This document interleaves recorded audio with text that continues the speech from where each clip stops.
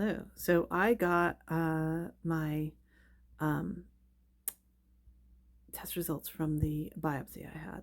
Last week I had an endoscopy, which is they put a camera down your throat, into your stomach, check everything out. The endoscopy itself came back perfect. They found nothing.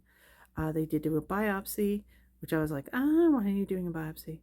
Um, I did get the results, um, and these are the results. The results are what they are looking for, first of all, is to see if you have an ulcer or if you have the bacteria that causes an ulcer. Did you know that ulcers are caused by bacteria?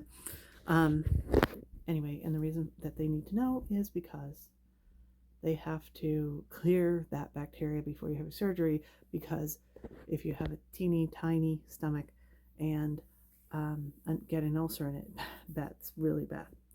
And it's easier to get one because you'll have a wound in your stomach. So it's a place for it to get in. My biopsy came back negative for this bacteria. Yay! And then the second thing that they did was they tested this thing. It's like this huge name for it. But in a nutshell, what the end is that I am susceptible to and should be having, but I don't yet, an acid reflux reaction. And it looks like it's going to be a pretty good one. So I finally get like a result on anything. Everything's been just like, yeah, hunky dory, and nothing to work on and just keep going. But this,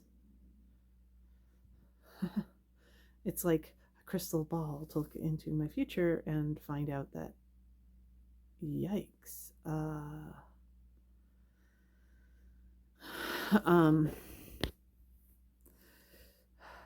this could happen. I could get acid reflux, like the extreme GERD, whatever. No, thank you. I don't want that. But that also backs up the clinic that I'm going to. You can choose which type of surgery that you get, point blank. So you tell the surgeon, not the other way around, which I think is a little weird, but whatever. That's cool. That means I get what I want.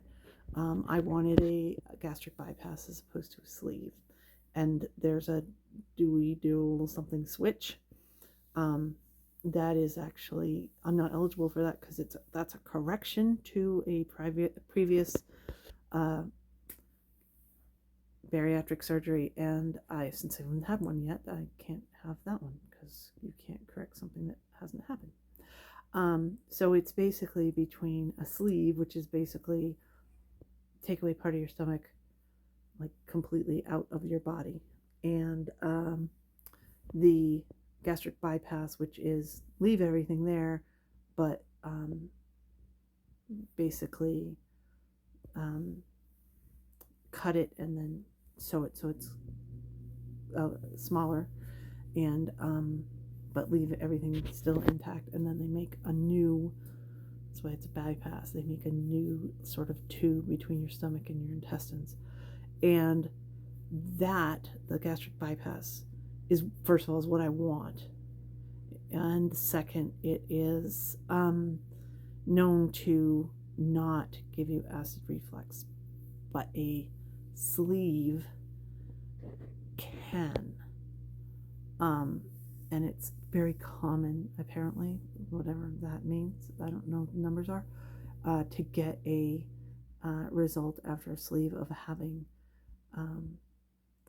acid reflux distress, which I am not interested in having. So I'm already sort of like, my body is getting ready to start doing that, and it hasn't yet. Lovely to know that's going to happen if I don't do anything. So that just backs up my decision, and it will help them. I mean, if they were going to give me a recommendation based on having that result, their recommendation would be to have a gastric bypass versus a sleeve. And again, the end result of the endoscopy is a recommendation that I go forward with a surgery of one sort or another. So there we go. That's one set of results. It's another thing to check off my list that is complete. And I don't have to have a second one. If I'd had if the bacteria test came back positive, I would have had to go on antibiotics to clear it, and then I would have had to have a second endoscopy to make sure it was gone. But I'm done, totally done with that part. Don't need to do it again. And like I said, another thing completely check off the list is done before getting through all the things that I need to do in order to have my surgery.